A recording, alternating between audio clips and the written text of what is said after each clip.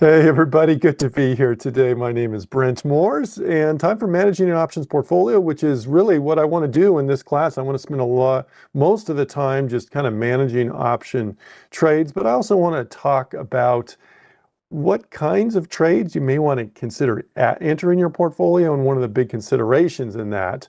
And so we're going to get to that in just a minute. But first, let me just mention I'm joined by Mr. Mike Fairborn in the chat. Appreciate him. He's very knowledgeable on what I'm going to be covering today. So I invite you to ask questions. If between Mike and myself, we'll do our best to get those questions answered. I'm glad to see some familiar names in the chat. It's good to see you. Okay, and if you're watching on a recording or if this is your first time, I'm glad you're here too. You can follow me on X. You can follow Mike on X as well, at BrentMooreCS, at Mike Fairborn CS. And remember, we're going to be talking about options today, obviously, but they do carry a high level of risk and are not suitable for all investors. And the information I'm going to go through today is for informational purposes only. It's not a recommendation or endorsement of any securities, chart pattern, or strategy. Schwab does not recommend the use of technical analysis as the sole means of investment research. The paper money application I'll be using today, that is for educational purposes only. I may not factor in commissions in everything I do here. Just realize those are an important factor. All investing involves risk, including risk of loss. And past performance of any security or strategy does not guarantee future results or success. Okay, there we go. Let's head on over to the Thinkorswim platform. This is the Thinkorswim paper money platform. We actually eked back up into positive territory today, which is a little surprising to me, everybody, after this. This was yesterday afternoon after the market closed. We had Alphabet come out. Now, obviously, this is a big company, Google, down 7.5%. They held that support level. In fact, I put that chart out on X earlier today here for you to see if you're interested in that on X. But let's talk a little bit about kind of some decisions you make as you make trades, because whenever you trade, one of the major considerations is what is your risk, what is your reward on the trade? What do you stand to gain from it versus what you stand to lose from it? That it doesn't matter what kind of trades, but let me just mention this. If I'm doing a long option, okay, if I'm doing a long option, just a single long option, it's going to be a lower probability trade. And one of the probability trade, one of the reasons is time decay works against you. So everything else being equal, the time decay is eating away at that option there. And so that's, that hurts you. So I'll just write that in. I'll say negative theta. Say negative theta is another way of saying time decay, which is theta is the option Greek there that measures time decay, works against you on that trade. So why would anybody ever do that trade? Like if I'm looking at long option, I'm trying to sell you on doing long options, and I say, well, it's a lower probability trade and time decay works against you. You're going, why, Brent, would you ever do that trade?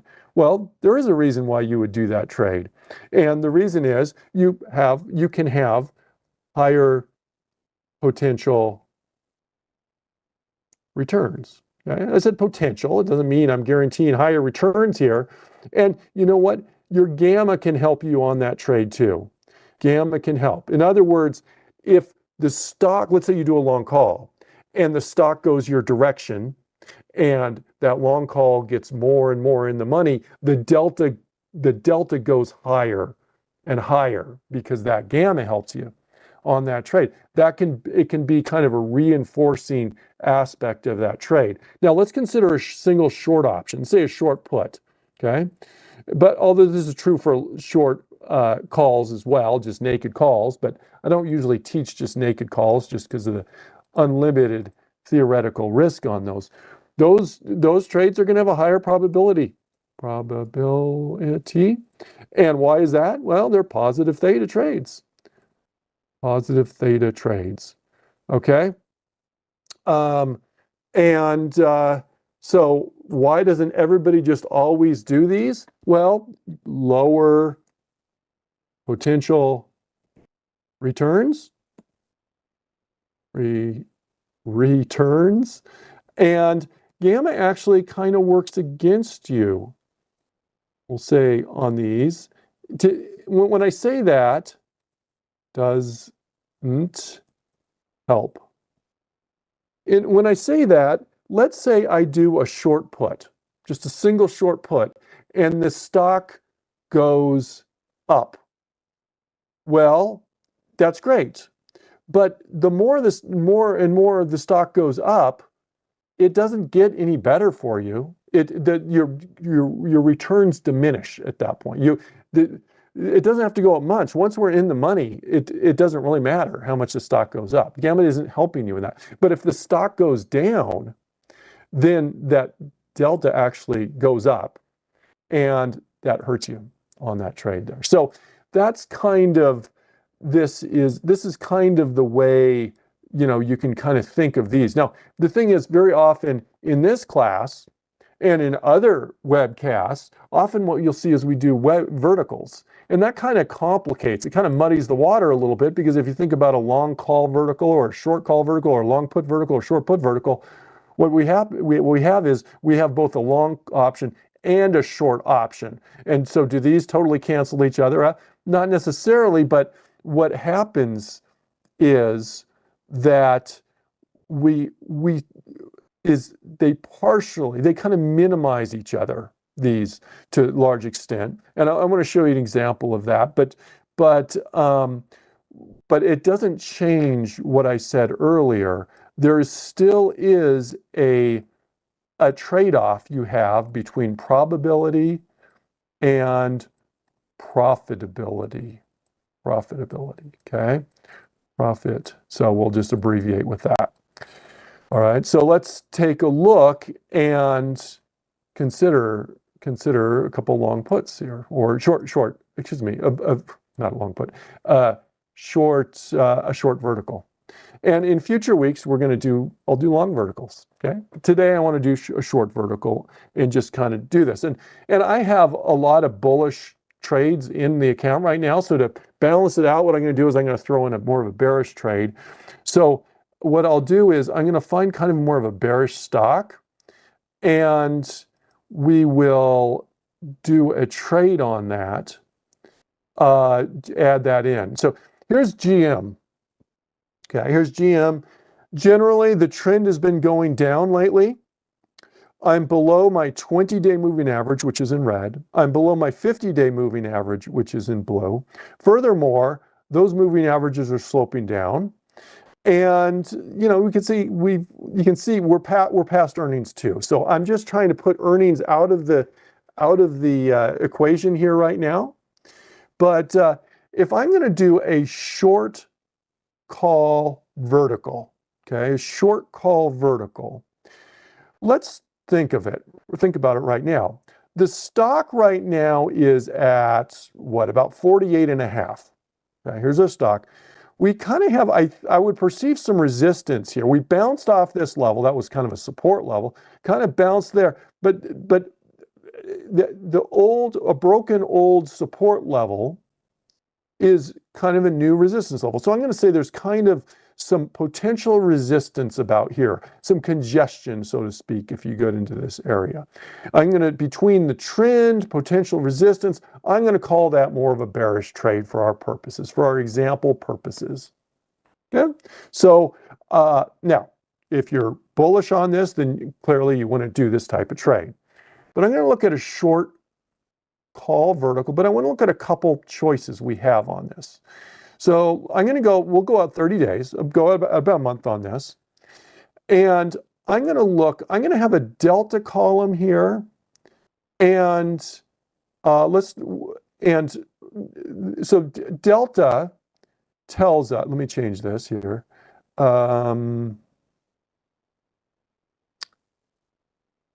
No, we'll just stick with it. That's okay. Let me get rid of this left-hand column. That'll give us a little more visibility here. So delta tells us how much options are going to move based on a move in the underlying stock price, but we're also using it as kind of a probability measure. So if I were to do a $50 short call, I'm going to click on that bid price and I'm just going to keep a $1 spread. I'm going to go to a long $51 call option. I'm going to hold down the control key. And here we go. Let's look at what we have on this. We need the stock to stay below $50, okay? What are the odds it stays below $50? Well, if we're using that delta as kind of one indication of a probability, it's not perfect or anything. Basically, 40% chance it goes in the money or above $50. So 60% chance it's out of the money, which is what we want on that. So I'm going to say 40 delta, but when we look at this, let's look at what kind of potential reward we have versus our potential risk. I'm just going to click on confirm and send. I'm going to take my max profit, which is $31. I'm going to divide that by my max loss of $69. And I come up with a 45% return on risk. That's typically how we measure return on risk. You take your max profit, potential return, versus your max loss on that. Okay? Now, there we go. Now you may go, well, I want this to be higher. Well, this is a higher probability trade. We said our delta's 40. Our probability is roughly 60 of being out of the money. And that's not even the break-even point. The break-even point is actually, well, there it is. It's for you right there, 50, 31. So when I say there's a 60% chance, using that delta as the measure, that's not of it staying below 50, 31. That's actually of it staying below $50 even. So it's even a little better than that. But let's consider another alternative here. And the other alternative is, what if we say, instead of doing that $50 short strike, what if I do the $51 short strike? My delta there is 32. I'm just going to jot that down, 32 delta. So that implies more of like a 68% probability of it being below the $51 strike. So if I do instead of a 50-51, if I do a 51-52, let's see how the thing changes. I'm going to make this 52. I'm going to make this 51. And I'm going to click on confirm and send. I'm going to take my max profit, $26, divide that by my max potential loss, $74, and I come up with a 35% return on risk. So in this particular case, let me just edit that. Let me go back here real quick and just kind of write this out. We have a higher probability choice, and the higher probability choice is to go with the 32 delta and a 35% return on risk,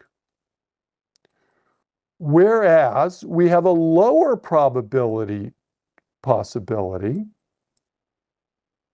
and that is to go with a 40 delta. So in other words, there's less chance this is going to work out well, but we are remunerated for it, right? There's a 45% return on risk. Now, which is better? The answer is, I don't know. It's a choice that you make in this.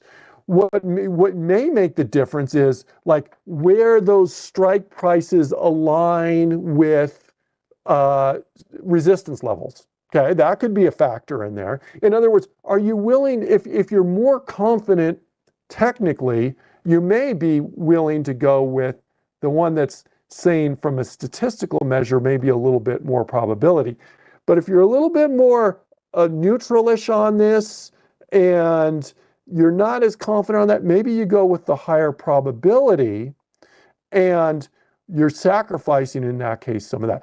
So in this choice, in this case, that's a consideration that you probably are going to think. And now Paul in the chat said, I'd rather be right more often. That's fine. So yeah, the chart can affect this decision as well, but it can be also just your, I don't know, your disposition on this there.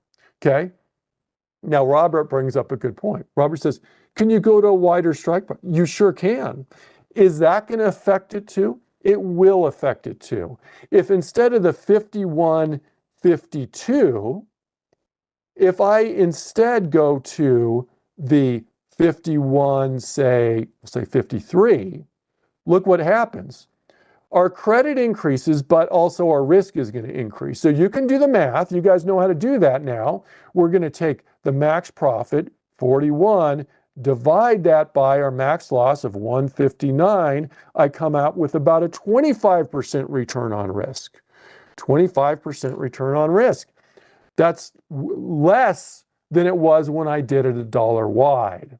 Okay. Now, presumably, let's think about commissions here for a sec. If I'm going one wide and doing more contracts, if I'm going two wide, in other words, 51, 53, and bringing in more initial credit, I may end up doing fewer contracts, which could help me on the commission front as well. Okay, so there we go. Now, other questions. We had Gina said open interest. What about open interest? You can certainly look at open interest. Yeah, let's do that. Here's open interest on these contracts. You can see those right here. And here's what I would say. These aren't, I'm doing this more to illustrate a point than anything. These are not, it's not spectacularly high open interest. It's not horrendous, but it's not great, especially when we start to bring that $52 contract in the equation there. I would not, often we get a question, and there's not a question on this right now, but question on volume. Usually I don't worry about the volume on the option, okay? Usually I don't worry about the volume on the option as much as I do of what is, number one, what's the difference between my bid price and my ask price? Bid price and ask price. That's what we call the bid-ask spread. Also the volume on the underlying stock. GM, tends to be moderate liquidity, not spectacular. If we were to look at Apple or Microsoft or something like that, it would be a lot tighter on those.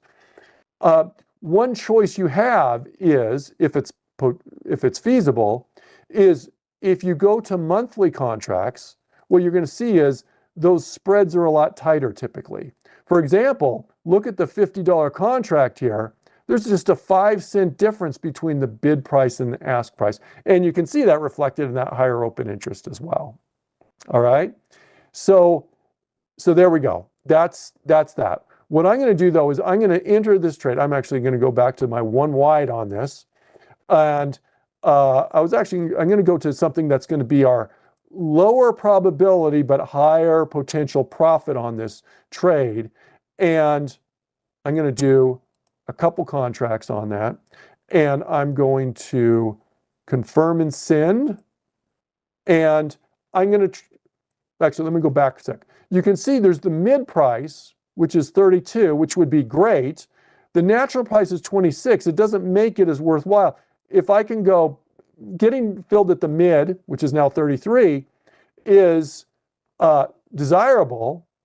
But if I go, it's probably less likely to happen. So I'm going to go just off that a little bit, but I don't want to go all the way to the natural. This is effectively, if we can get better than the natural price, we're effectively reducing the spreads to enter this trade here. So I'm going to click on confirm and send. I'm going to add this into my short verticals category there, and voila. So that's the first thing I wanted to cover today, everybody. Just remember, on short verticals, on any trade, it's kind of a trade-off typically between reward and risk, and that's what we're doing here. Remember, anytime you have a short contract, there's a possibility of early assignment.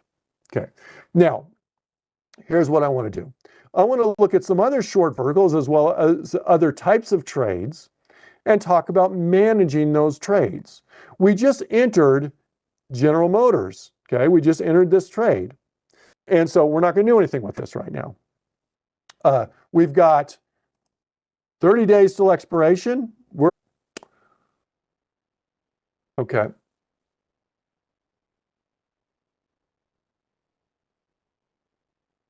Yeah.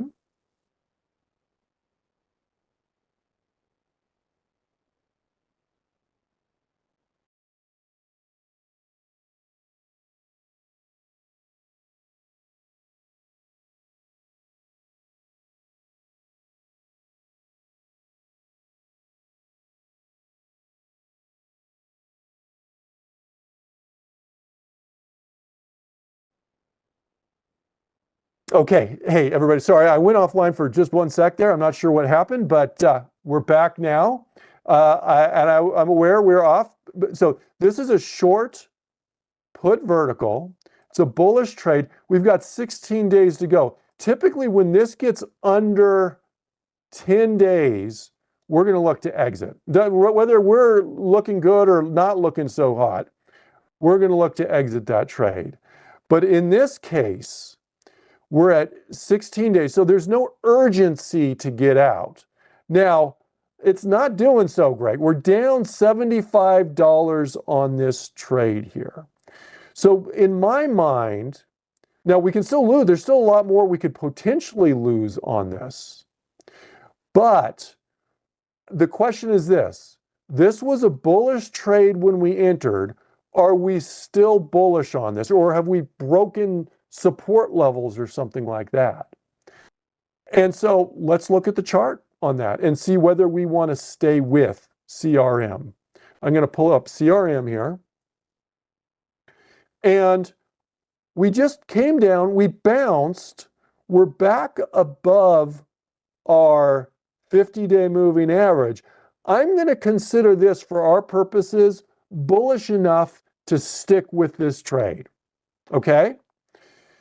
So let's go, and let me get out of this. And I'm going to go, that was a short vertical. Let's go to some single options here. Now, long single options, I actually looked at these yesterday because I teach a class on long options, okay? And I do that on Tuesdays at 1 o'clock Eastern time. So I do some management in classes other than this, but I'll review some of these relatively quickly. American Express, we're doing pretty well. We're making money on that. So we still have a fair amount of time, 44 days, and therefore, what I'm going to do is I want to just make sure I'm still bullish on this, which I probably am, given that it's doing well. But let's take a look at American Express.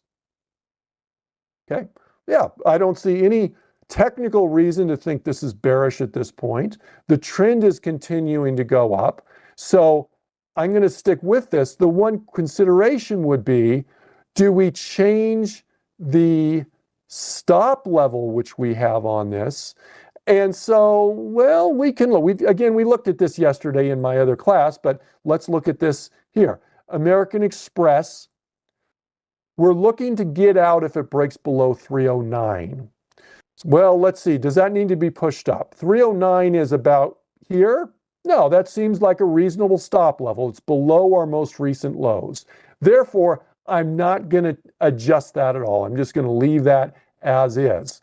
Let's go forward. Johnson & Johnson is a trade that I entered yesterday, okay? I'm only in that one day. So far, We're up a whole $1.50 on this. But so far, we're only winning that one day. Same thing with JP Morgan. We entered this trade yesterday, and so far, so good. So I'm not going to look to manage that because we've only been at one day. Visa, we have a leap on this, a leaps trade on this. This is a long-term option, okay? It's an option that expires in almost 500 days from now. So in this case, we're kind of going to treat it, we're going to try and manage this more like a stock. Now, it's not a stock. We don't get dividends on it. This is, there's an expiration date, albeit a long one.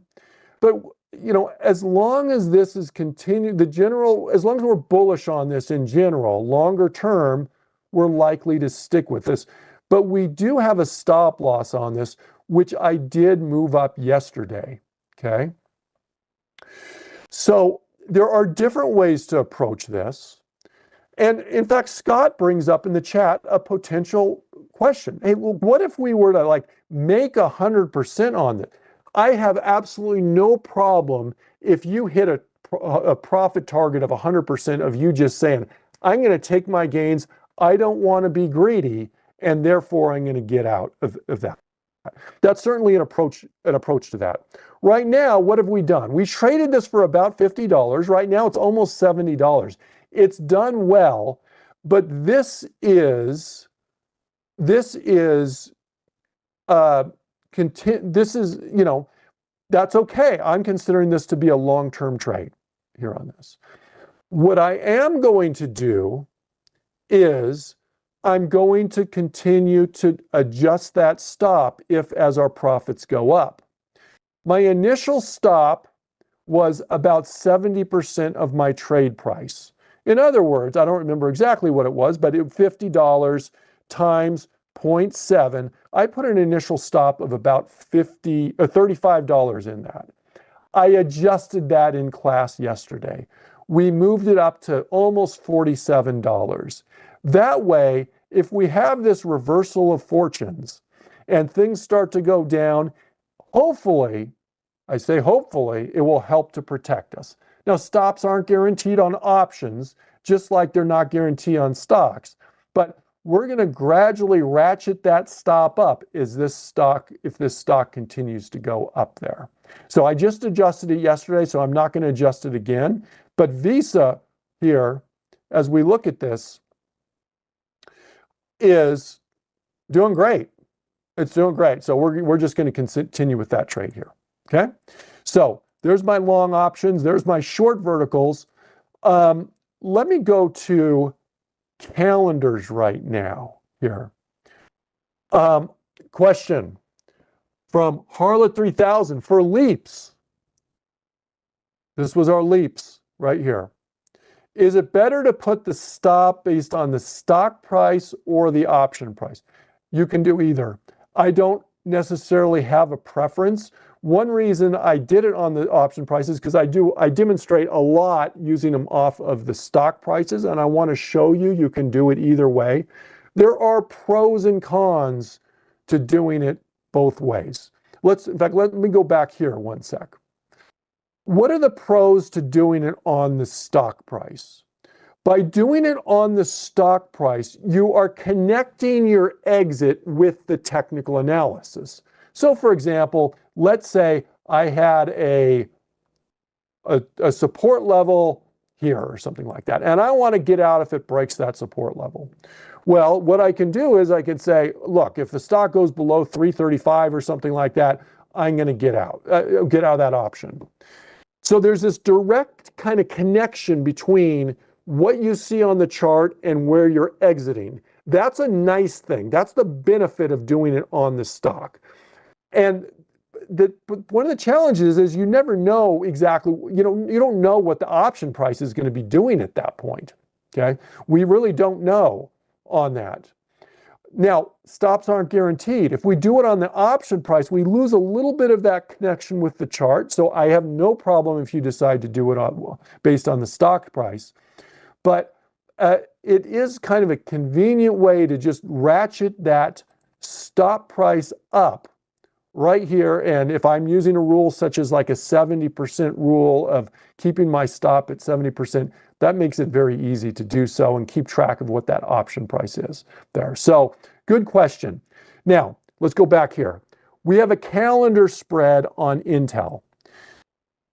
We're up just a little bit. We haven't been in it very long. We've got 71 days for our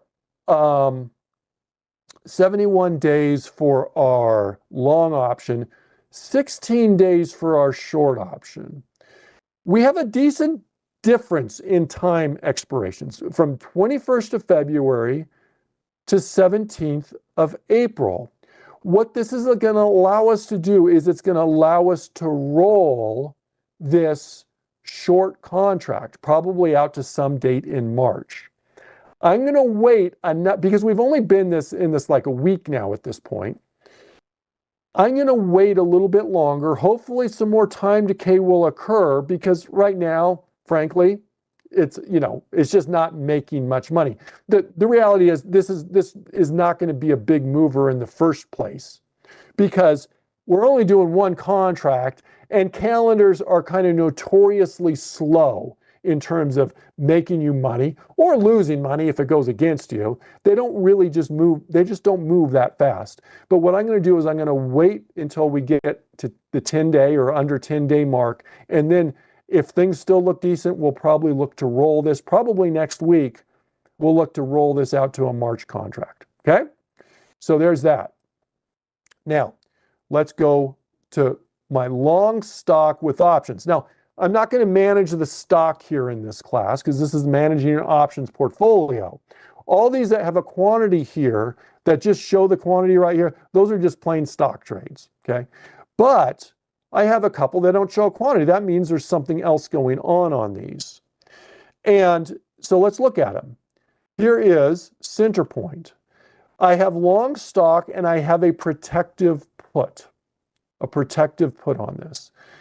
Why do I have the protective put? Well, I put the protective put on for earnings purposes. Let's look at Centerpoint here. Earnings is not until, come on, give me the date. It flashed on me. It's flashing. 2/20, okay?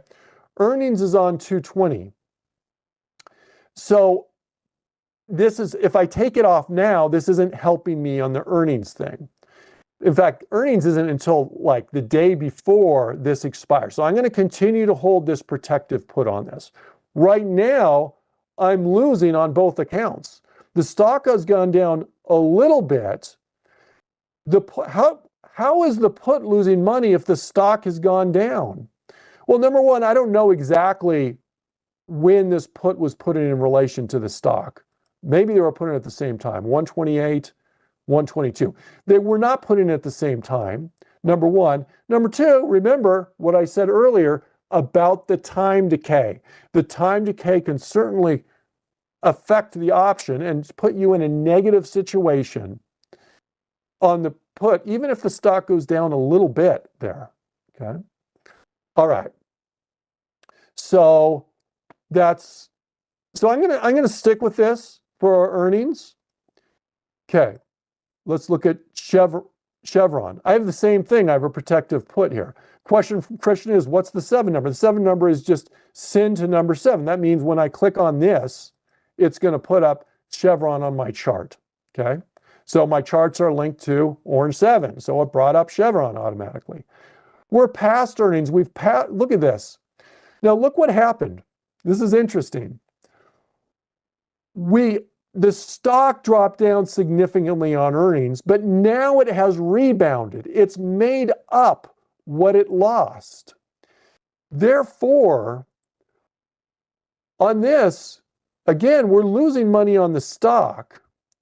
We're losing money on that put option, even though the stock dropped on earnings, because I didn't get out of that protective put when earnings came out. This has rebounded. This has not, so it's actually, it didn't help us at this point. Well, you never know. I mean, we do protective puts. You never know what's going to happen. Sometimes the stock doesn't move that much. In this case, after all is said and done, after a couple days worth of movement, we're basically back where we started. So there's no reason to be in this protective put anymore in here, okay? So I'm just going to right click on this and I'm going to move to group, okay? No, I'm not going to, sorry, I'm going to exit this trade. What am I thinking? I'm going to exit this trade. I'm going to create a closing order on this.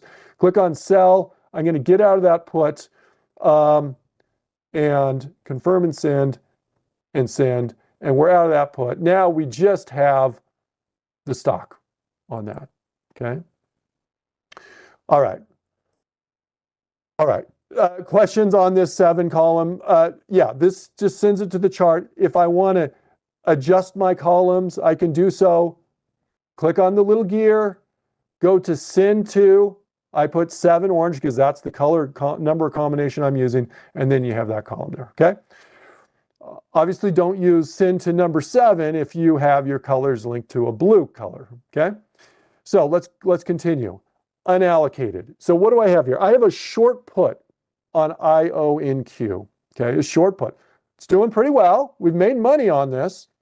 The price on this, we sold this for $254 to start. Right now, it's about $254, $255, 20.244. In other words, we've made 90% of what we can make on this trade at this point. Okay, we've made 90% of what we can make. If we stay with this, the most we can make is another 25 bucks on this, basically. Okay, that's the most we can make on that. So I'm going to look to exit this. Now, we have a couple choices. One, we could just exit it. 2, we could potentially roll it. Now, remember, when we roll, essentially what we're doing is we're just getting out of this one and selling another one at a future date. Okay, that's fine. It doesn't save us on commissions, but we can do it kind of on one order ticket there. But when I say roll, that's what I mean. Why would I roll this? Well, I would roll this if I continue to be bullish. A short put is a bullish trade. So let's do this. Let's look at IONQ. Okay. And in general, I can say it seems like I'm relatively bullish on this from a technical standpoint. So it seems reasonable on this. We probably do have earnings coming up here. We had earnings on November 5th. So let's just take a quick look here. Earnings are on February 26th. So they're at the end of the month. So the question is, if I'm going to do a short put, I'm probably going to do it past earnings, but I'm not sure I want to sit through earnings on this. So from that standpoint, I'm just going to take the money. We've made a decent return on that, and I'm going to exit this trade. Okay, so I'm going to right click on it. I'm going to create a closing order. I'm going to buy it back.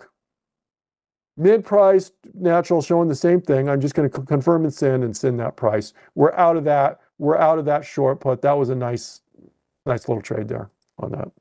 Okay. All right. Okay. I want to show you one more and then we'll leave. And this is one that perplexed me when I looked at it. Okay. FDX. It's kind of a weird thing because it's showing I've lost $56. I don't even remember this trade, but I think this is an important thing. I messed up on this. I messed up somewhere in my orders of this. I think what I did is I got out of a trade and I didn't cancel a stop order on it or something like that. If you ever see something that is perplexing to you in terms of the trade, okay, what you do is go to you got to retrace your steps, so to speak. Go to your account statement. Make sure you can go to a certain number of days back. Often the default is 1 day back or something like that. So I'm going 30 days back here. And put in the symbol that you want. And I can look at my trade history on this. And I can kind of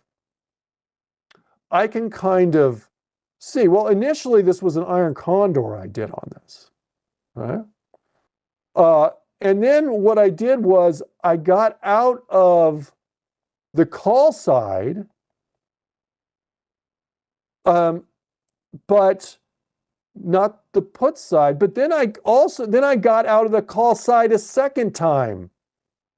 I got out of the put side, so I got put. I got out of the puts. I'll change my color here. Call. I got out of the calls, but then I got out again. This was a complete just mess up on my part here on this. Now, if I want to kind of retrace the different orders I put in, I can do that. Where would I go on that? I'd go to order history on that. And I could look at order history and see where I messed up along the way. I can go to that order history and look at my various orders that I put in here and see what happened on that. But the point is, there will be some time in the future, I can almost guarantee it, okay? Sometime in the future where you're looking at a position here and you're going, that doesn't make sense. I don't recall doing that trade, or I don't see how I got into this pickle I'm in, or whatnot. And you're going to want to go back to that account statement and look and kind of retrace the steps here on this. So there you go. I think I'm going to leave it at that. Okay. So this is something I'm going to look to. I would look to get out of this at this point, but I think it's worth next to nothing. Mark Price, yeah, this is going to expire worthless. There's no point in me spending all this money to get out of this. Because look, my mark on my short option, I'd have to buy that back, is showing 64 cents. But the stock is at less than 250. I mean, FedEx could change that much in a day or two. Yes, that is true.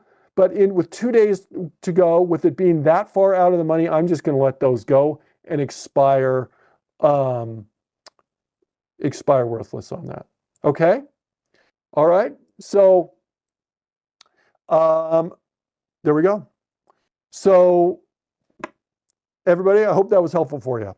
We managed a whole bunch of different trades today. We talked about short options, long calls, including leaps. We talked about trading mess up, looking at mess up trades on those, calendar spreads, short puts. We got out of short puts and protective puts. So we kind of ran the gamut on those trades. And we also talked about, this decision that you make on options, any kind of option trade, between probabilities and profitabilities. I'm hoping that was beneficial to you. Coming up next, we have trading price patterns. I want to thank Mr. Michael Fairborn for helping me out in the chat. Make sure you remember to subscribe to the Trader Talks channel and give Mike and myself a follow on X at BrentMooreCS, at Mike Fairborn CS. Everybody have a wonderful rest of the day. Bye-bye.